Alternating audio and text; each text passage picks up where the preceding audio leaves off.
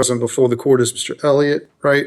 Yes, sir. Represented by Mr. Williams. We have Mr. View from the prosecutor's office, Officer Henry from probation. We're here today for a final violation hearing. As a preliminary matter, the court has had the opportunity in advance of this hearing to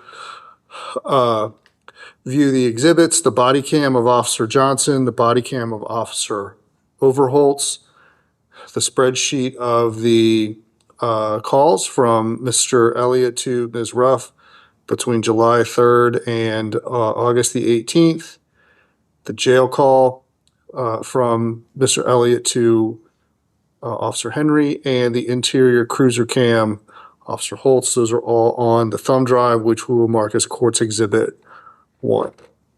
Anything else preliminary to come to my attention before we get started? No, Your Honor. Yes, Your Honor. I spoke with Mr. Elliott, and he's informed me he does not wish to move forward with the hearing today. I'm confused. What does that mean? He doesn't want to go forward with the hearing? Right, he would like to admit to the violations, Your Honor. Oh, okay.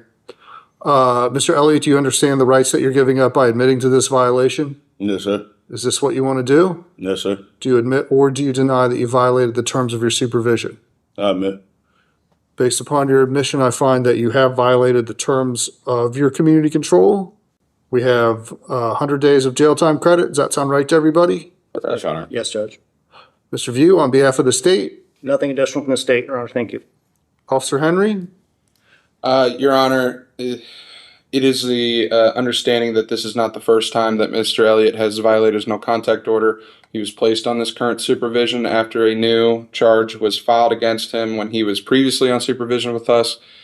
When I spoke to him on the 3rd regarding this case and regarding his no contact order, there were continued contacts, whether it be attempts or actual conversations had with the victim in this case.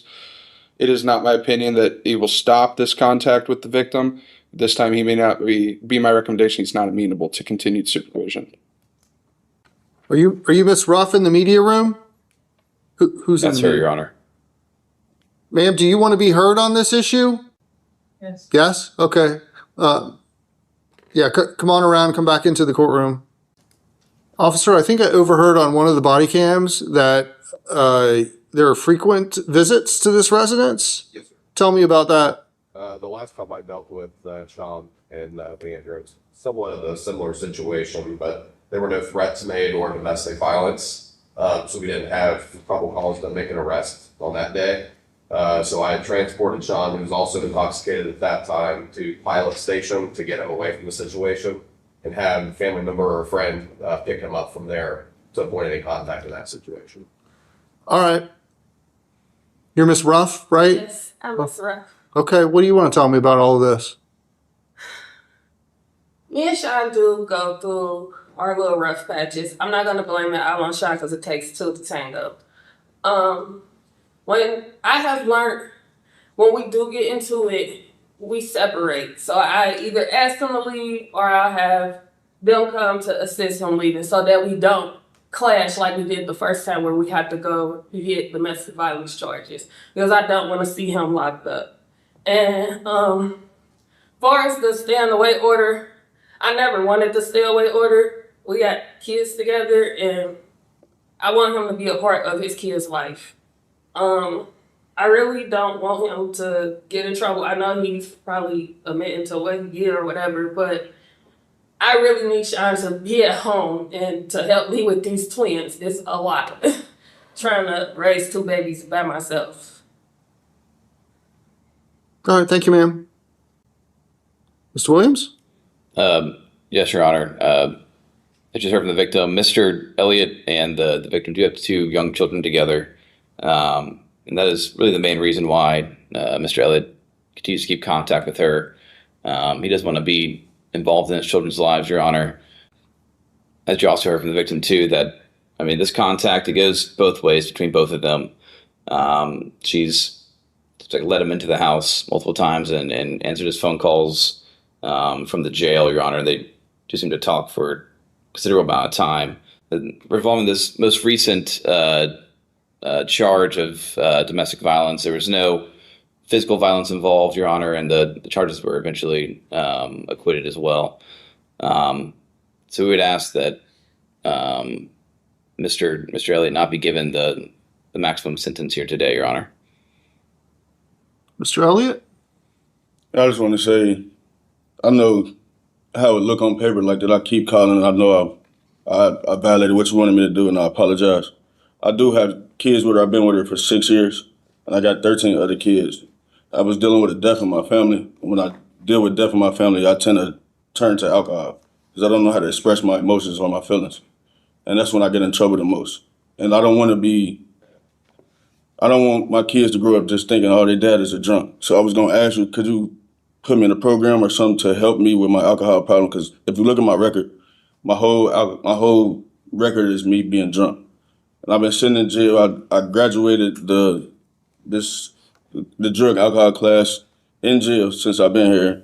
I'm in the class again, and I feel like it's good coping skills for me. So I'm just asking that you give me some kind of help with my alcohol problem.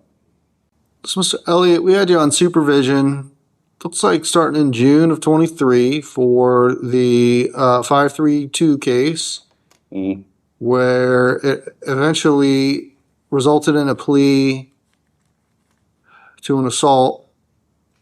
And we had you do the maximum penalty on that because it was a series of you drinking alcohol and doing things that I told you not to do.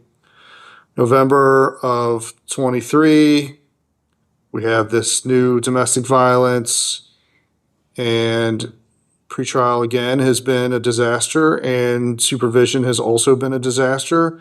I think I was very clear with you in June of 24 that if you did not abide by my orders, that I was going to send you to prison for as long as I could, because enough is enough. I get that Ms. Ruff and you think that this doesn't bother anybody else but the two of you and the kids, but that's not true. And we got officers from Springboro continually answering these calls to your house. They're trying to figure out whether or not you're dangerous to her or not, whether they should give you a lift to some gas station somewhere or take you to jail. That's not fair to them, Mr. Elliott. And you need to do better in controlling your behavior. I don't think that you are amenable to any kind of supervision, so I am going to sentence you to 18 months in prison. I'm going to give you credit for the 100 days that you have already done. There might be some opportunities for you to receive credit of up to 1 day per month for participation in certain education, vocational, or other programs sponsored by the Department of Corrections. This also includes an optional period of post-release control of up to 2 years. That means the adult parole authority can, but is not required to supervise you for up to 2 years after your release. If they impose that supervision and you violate the terms, you can be returned to prison for up to 1/2 of my original sentence. Or if you violate by committing a new felony, then you can be returned to prison for up to 1 year or the amount of time you have left on post-release control. It's automatically, whichever of those is the longer period. It's automatically consecutive to the sentence that you would receive for the new felony. Mr. Elliott, I hear all the time people say, I need help and I need treatment. There's nothing that stops you from getting help and treatment when you get out of prison. I hope that you do that. The one upside for both of you is that if I can't send you to prison and also give you rules to live by, so there is no longer a no contact order between the two of you. But I really hope that you guys adjust your behavior moving forward so that we don't have to go through all of this again. Anything else? All right. Good luck to you, Mr. Elliott.